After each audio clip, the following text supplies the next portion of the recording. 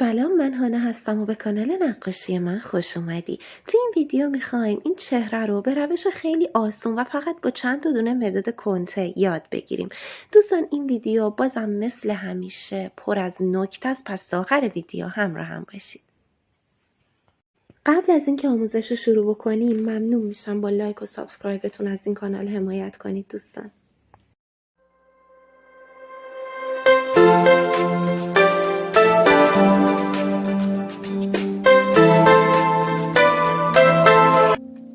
من برای کشیدن طرح اولیه از مداد سافت ماریس استفاده میکنم.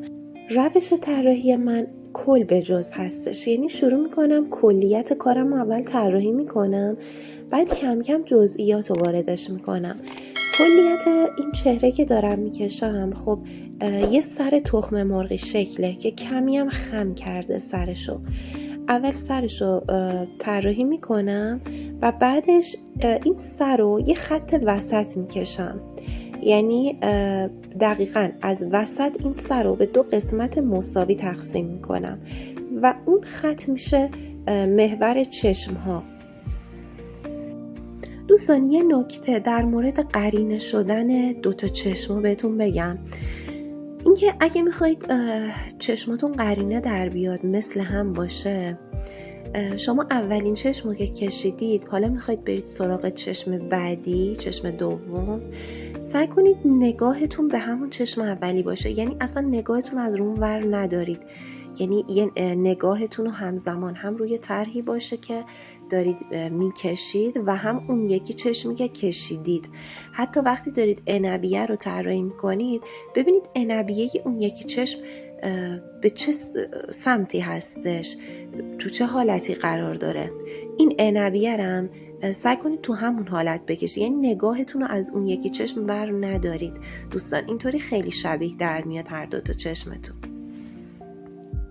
در مورد طراحی بینی هم بهتون بگم اینکه توی حالت استاندارد بینی باید به اندازه 3 تا چشم از چشم ها فاصله داشته باشه.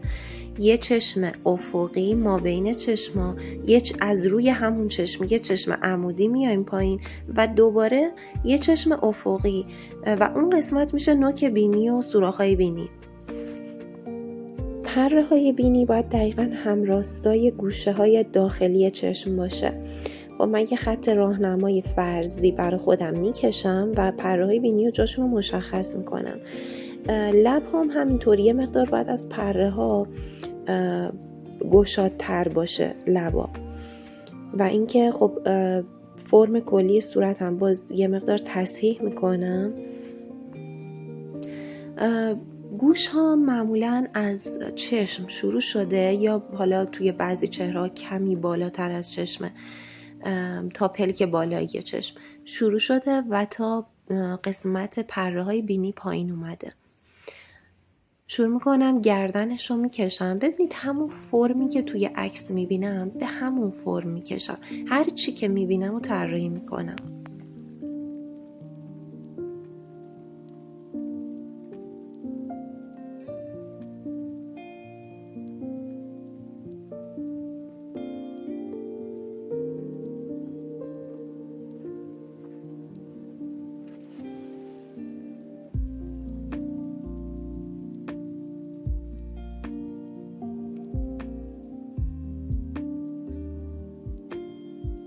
حالت کلی موها رو میکشم، اینکه مثلا چه حالتی هستن دسته های مو که روی هم اومدن، این دسته ها و فرم کلی موها رو مشخص میکنم و بعد شروع میکنم سایه زدن.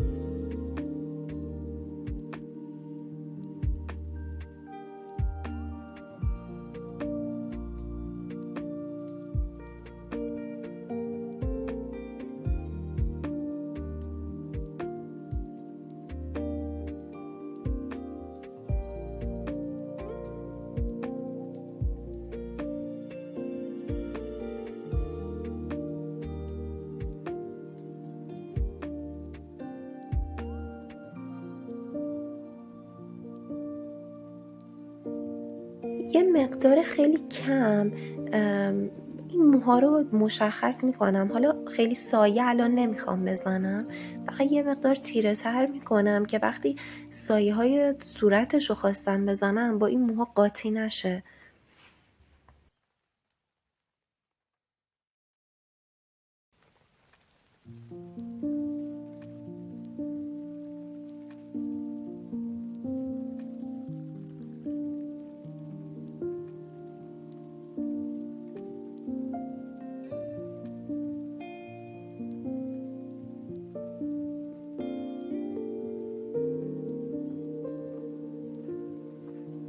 سایه های لای اولو خب من با همین مداد سافت ماریس میزنم و اینکه حالت خوابیده نگه داشتم چون سطحم وسیعه و خیلی فشارش هم نمیدم، نمیخوام اون تیرگی رو به یک باره به دست بیارم.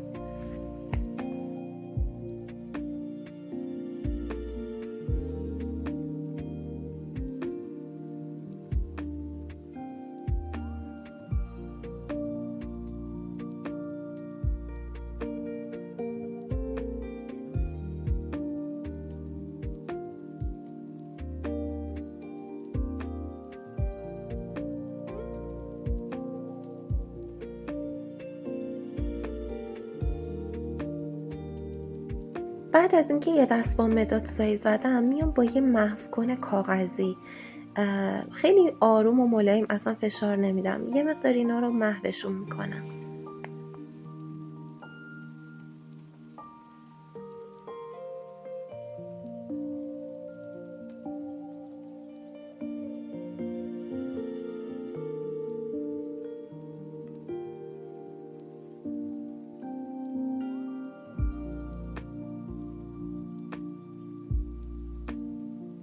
اون قسمته که نور خورده میبینید که من اون قسمت ها رو روشن میذارم، تیرشون نمی کنم. حالا بعدا هم میتونید با پاکن در بیارید، ولی بهتره که از قبل جای نور خوردگی ها رو خالی بذارید.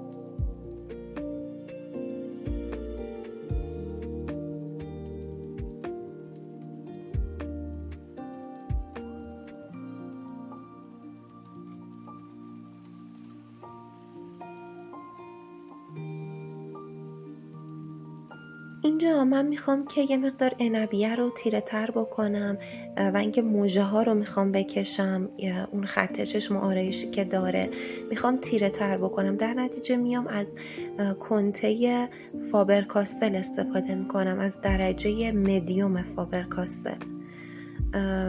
و اینکه خب حالا بعد از هر تیرگی که انجام میدم یه مقدار با محوکن کاغذی محوشم میکنم. اینجا از پاکن خمیری فابرکاستل دارم استفاده میکنم واسه اینکه اون جای نورخوردگی ها رو کمی مشخص بکنم.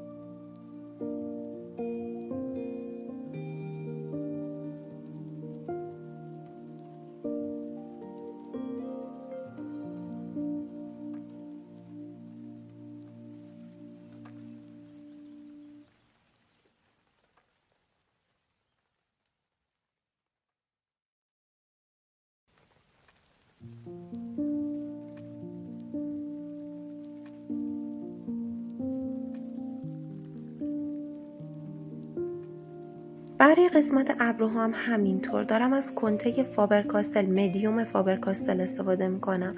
اینجا دیگه کنته ماریس جوابگو نیست، ماریس تیرگی زیادی بهتون نمیده.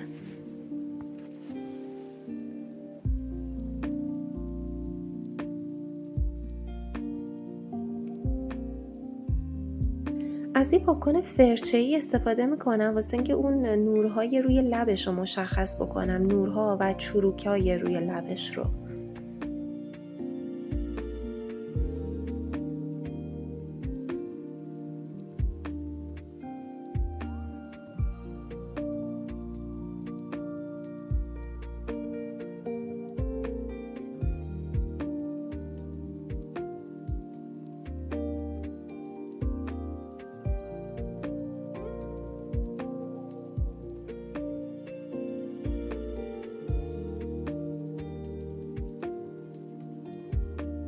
تو این قسمت میام موهاشو سایه میزنم. فقط اینکه دقت بکنید این موهای این مدل مشکی نیستش، به خاطر همین من نمیام یه دست همه رو سیاه بکنم و بعد نورخوردگی ها رو با محوکن در بیارم. چی کار میکنم؟ میام با همون کنته فابرکاستل میام از همون اول این رنگی بودن موهاشو باید نشون بدم. خب قسمت ته موها و نوک موها رو تیره میکنم، اون قسمتی که یه مقدار رفته داخل، رفته ته، از دید ما دورتره، اون قسمت رو تیره میکنم و قسمت های جلوی مو رو روشن باقی میذارم. این حالت باعث میشه که نشون بده موهای این مدل رنگی هست و مشکی نیست موهاش. و کلا یه قسمتایی رو خیلی روشن کار میکنم.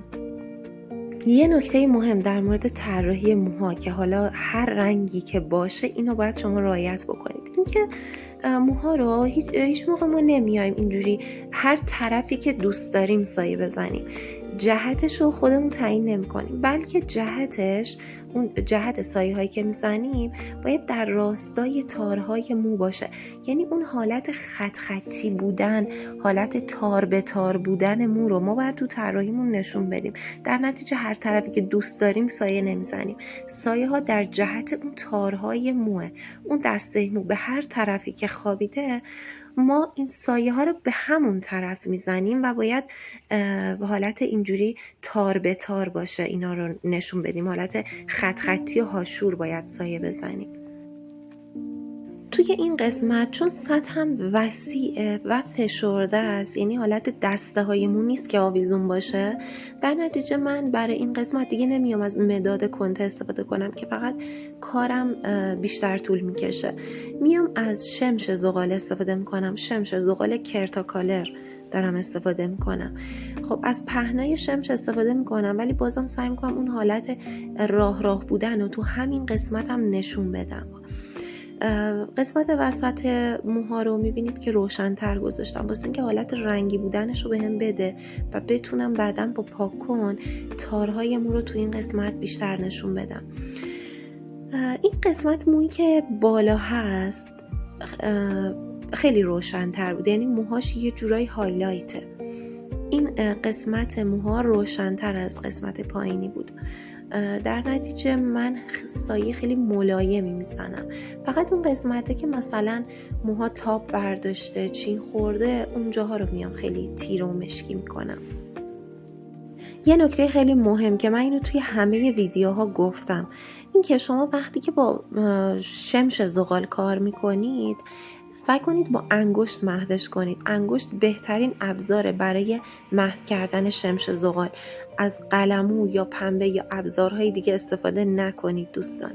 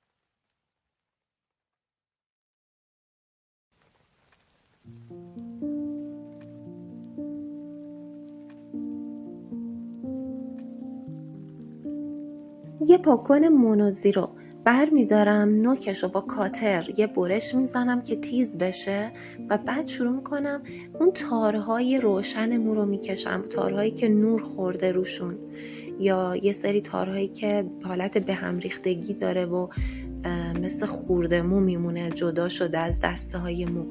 اینا رو با پاکن مشخص میکنم.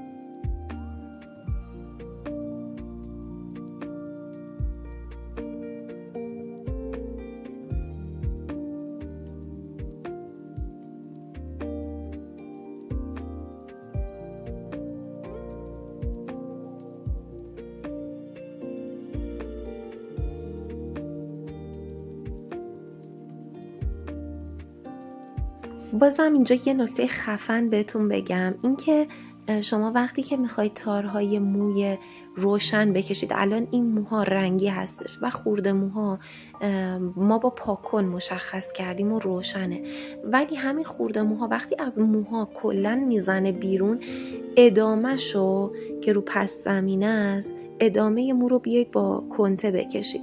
یعنی اون قسمتی از موها که اومده رو پس زمینه و جدا شده، اونا رو ما تیره میکشیم، ولی انتهای همون تار مو که از رو موها رد شده، اون تیکه رو با پاکن اونو در میاریم. یعنی مو دو رنگ میشه، اینجا دو تیکه است. یه نکته هم در مورد سایه ها بگم بهتون. ببینید من دوست داشتم توی این طراحی به حالت هاشور و خط خطی سایه بزنم و اینکه خب میبینید که سایه ها 2 مرتبه روی هم سایه زدم. بار دوم خلاف جهت اون سایه ها بود. خب خواستم حالت 4 خونه در بیاد این سایه ها، ولی خب شما هر حالتی که دوست دارید سایه بزنید دوستان. ضرب قلم هر کسی توی سایه زدن متفاوته، هر جوری که دوست دارید و حال میکنید سایه بزنید و اصلا قاعده و قانون خاصی نداره. و اینکه اون قسمت گردن، سطح در واقع اون خطی که گردن و صورت رو از هم جدا کرده، اونجا رو ما تیره میکنیم. حالا یا روی گردن تیره تر میشه یا روی چونه تیره تر میشه. خلاصه روی چونه و فک تیره تر میشه یا روی گردن. خلاصه اینکه این دوتا رو باید با تیرگی روشنی از هم دیگه جداشون بکنید.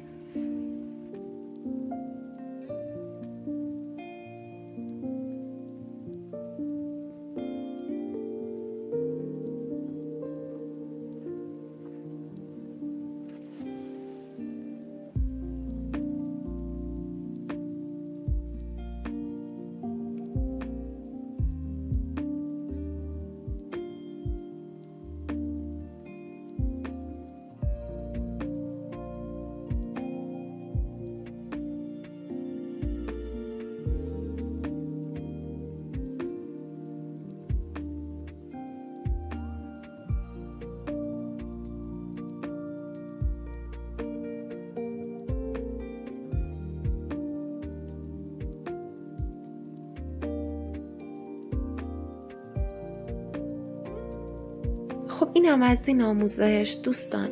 اگه این ویدیو براتون کاربردی بود، دوستش داشتید، کلی چیز ازش یاد گرفتید، ممنون میشم که این ویدیو رو لایک کنید، شیر کنید و اینکه کانال رو سابسکرایب بکنید که این واقعا خیلی کمک میکنه به رشد کانالم که من بتونم محتوای بهتر و بیشتری براتون تولید کنم. دوستان مرسی که تا اینجای ویدیو همراه هم بودید. روزتون خوش.